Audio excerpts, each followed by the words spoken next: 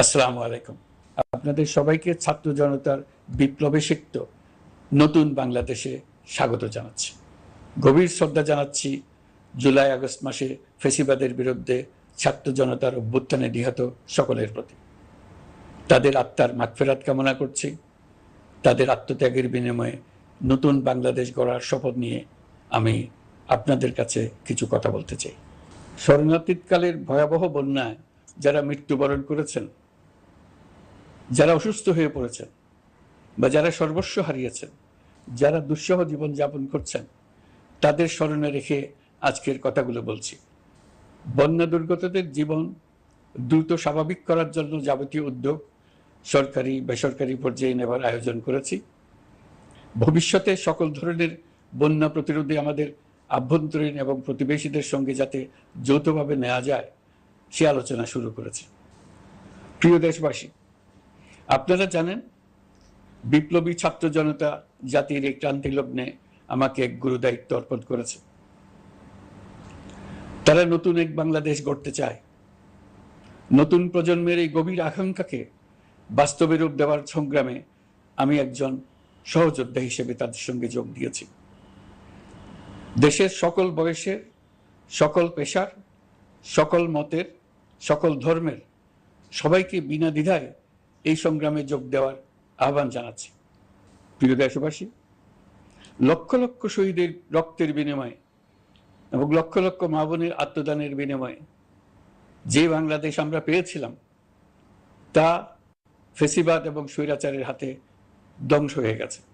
আপনারা দেখেছেন আমাদের প্রতিটি প্রতিষ্ঠানকে তারা কিভাবে শেষ করেছে। দেশের রন্ধ্রে রন্ধ্রে ঢুকে গেছে দুর্নীতি। এমন এক দেশে আমাদের দেশ রূপান্তরিত হয়েছে যেখানে স্বৈরাচারের পিয়নও দুর্নীতির মাধ্যমে 400 কোটি টাকার সম্পদ করার মতো অকল্পনীয় কাজ করে গেছে নির্বিবাদে। শিক্ষা খাতকে পঙ্গু করে দিয়েছে। ব্যাংকিং ও শেয়ার বাজার খাতে লুটপাট, প্রকল্প ব্যয়ে বিশ্ব রেকর্ড, অবাধ সম্পদ পাচার, আইন শৃঙ্খলা রক্ষাকারী সংস্থাকে নিজ দলের পুতুলে রূপান্তর, বাক স্বাধীনতা হরণ, মানবাধিকার হরণ, এসবই হিমশৈলের অগ্রভাগ মাত্র। ক্ষমতা কুক্ষিগত করতে ফ্যাসিবাদী সরকার খর্ব করেছে জনগণের সাংবিধানিক ক্ষমতা ও অধিকার।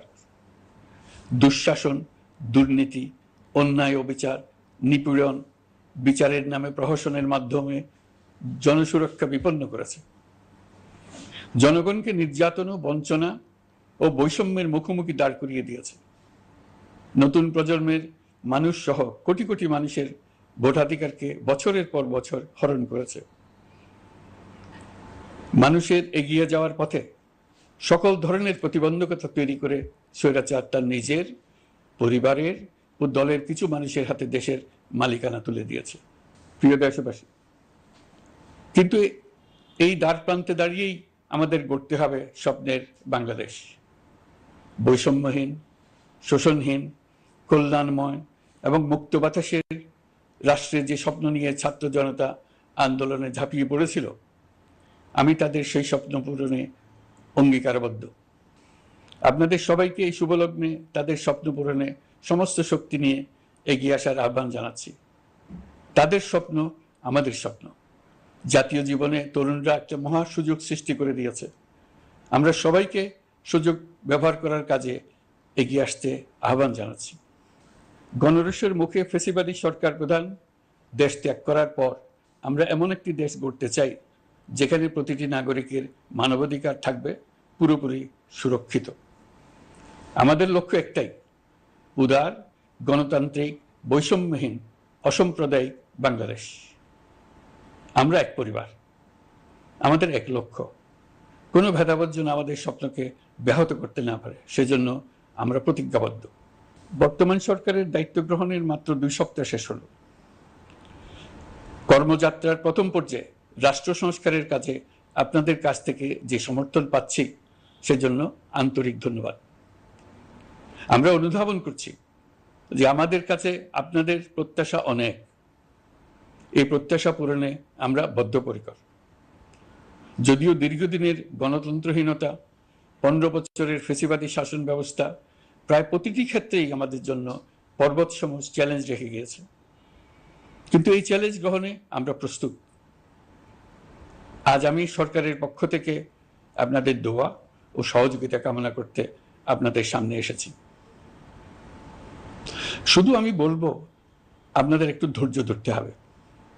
এখনই সব দাবি পূরণ করার জন্য জোর করা, প্রতিষ্ঠানে ঢুকে ব্যক্তিবিশেষকে হুমকির মধ্যে ফেলা, মামলা গ্রহণের জন্য চাপ সৃষ্টি করা, বিচারের জন্য গ্রেফতারকৃত ব্যক্তিকে আদালতে হামলা করে আগেই এক ধরনের বিচার করে ফেলার যে প্রবণতা, তা থেকে বের হতে হবে।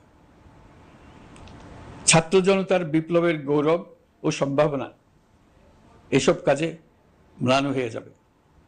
নতুন বাংলাদেশ গড়ার প্রচেষ্টা হতে ব্যাহত হবে। রাতারাতি এই পরিস্থিতি থেকে উত্তরণ কঠিন।